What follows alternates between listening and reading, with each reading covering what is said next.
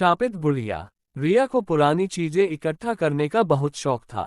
उसे अजीब और दुर्लभ चीजें जमा करना अच्छा लगता था, भले ही वे किसी काम की न हो। उसके कमरे में तरह तरह की पुरानी किताबें, सिक्के, घड़ियां और गुड़ियां भरी पड़ी थीं। उसकी माँ ने कई बार समझाया कि हर चीज को इकट्ठा करने की आदत सही नहीं होती, लेकिन रिया ने कभी ध्यान नहीं दिया। एक दिन वह अपनी दोस्त स्नेहा के साथ शहर के पुराने बाजार में घूम रही थी। अचानक उसकी नज़र एक पुरानी दुकान पर पड़ी, जहां बहुत सारी पुरानी और अजीब चीजें रखी थीं। अंदर जाकर उसने चारों ओर देखा, तभी एक पुरानी लेकिन खूबसूरत गुड़िया पर उसकी नज़र पड़ी। ये गुड़िया अलग ही थी, लंबे भूरे बाल, चमकती हुई नीली आंखें और लाल रंग की फ्रॉक पहने हुए थी। पर सबसे अजीब बात थी कि उसकी पैकिंग पर लिखा था, इसे मत लेना।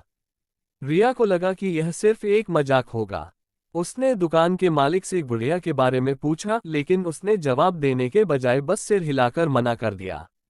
रिया को लगा कि यह उसकी नायाब कलेक्शन में शामिल करने के लिए एक बेहतरीन चीज होगी, इसलिए उसने बिना सोचे समझे वह गुड़िया खरीद ली और घर ले आई। उस रात जब वह सोने जा रही थी तो उसने गुड़िया को अपनी दूसरी पुरानी गुड़ियों के साथ रख दिया और लाइट बंद कर दी। आधी रात को अचानक उसे अजीब सी आवाजें सुनाई देने लगीं। ऐसा लगा जैसे कोई उसके कमरे में धीमे धीमे कदम रख रहा हो। घबराकर उसने लाइट जलाई, लेकिन वहां कोई नहीं था। पर एक अजीब बात थी, गुड़िया अब अपनी जगह पर नहीं थी। वह उसके बिस्तर के पास रखी हुई थी।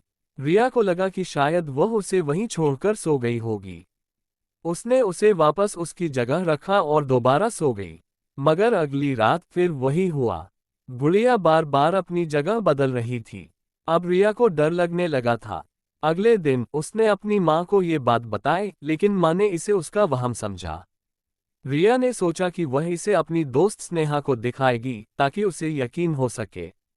जब स्नेहा उसके घर आए और गुड़िया को देखा, तो अचानक कमरे की खिड़कियां अपने आप तेजी से खुलने बंद होने लगीं।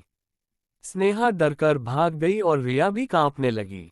रिया को अब समझ में आने लगा था कि इस गुड़िया में कुछ अजीब है। जब उसने इंटरनेट पर ऐसी पुरानी चीजों के बारे में खोजबीन की तो उसे पता चला कि कई बार शापित चीजें अपने मालिक पर बुरा असर डाल सकती हैं, खासकर वे चीजें जिन पर चेतावनी लिखी हो। अब उसे समझ में आ गया था कि लालच में आकर उसने बहुत बड़ी गलती कर दी। उसने गुड़िया को जलाने की कोशिश की, लेकिन जैसे ही उसने माचिस जलाई, हवा इतनी तेज चलने लगी कि आग जल ही नहीं पाई। उसने गुड़िया को कचरे में फेंक दिया, लेकिन अगली सुबह वह फिर से उसके कमरे में थी। डर के मारे रिया एक पुराने साधु के पास गई और उन्हें सारी बात बताई। साधु ने कहा, लालच में आकर तुमने गलत चीज को अपना लिया है, लेकिन अगर तुम इसे किसी जरूरतमंद को खुशी खुशी दान कर दो तो इसका असर खत्म हो जाएगा। रिया ने ये सुनकर गुड़िया को एक अनाथालय में दान कर दिया, जहां दूसरी कई खिलौने पहले से रखे थे।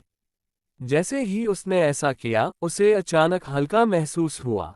उस रात पहली बार उसे अच्छी नींद आई। अब उसने ठान लिया कि वह बिना सोचे समझे कुछ भी जमा नहीं करेगी। उसे समझ आ गया था कि हर चीज पर अधिकार जमाना सही नहीं होता और लालच कभी कभी बहुत बड़ा नुकसान पहुंचा सकता है।